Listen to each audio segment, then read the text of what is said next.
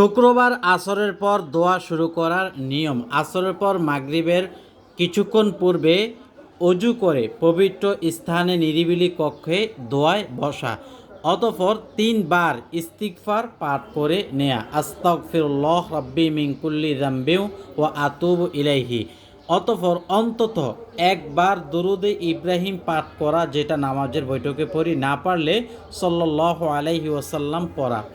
অতঃপর উদ্দেশ্যপূর্ণ দোয়াগুলো পাঠ করা। আপনার যা বলতে মন চায় তাই বলবেন মুনাজাতে। আর মুনাজাত দেওয়ার সময় এইভাবে হাত উঠাবেন, আলহামদুলিল্লাহি রব্বিল আলামিন ওয়াসসালাতু ওয়াসসালামু আলা সাইয়্যিদিল মুরসালিন ওয়া আলা আলিহি ওয়া আসহাবিহি আজমাইন।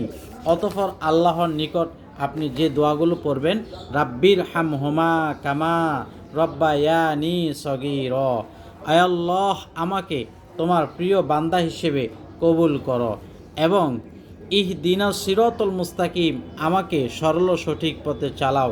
যে আমলগুলো করলাম তোমার প্রিয় বন্ধুর উসিলায় তুমি কবুল করো, সুবহানাল্লাহ। অতঃপর বলবেন, আল্লাহ, মনের নেক কামনা বাসনা তুমি পূরণ করো।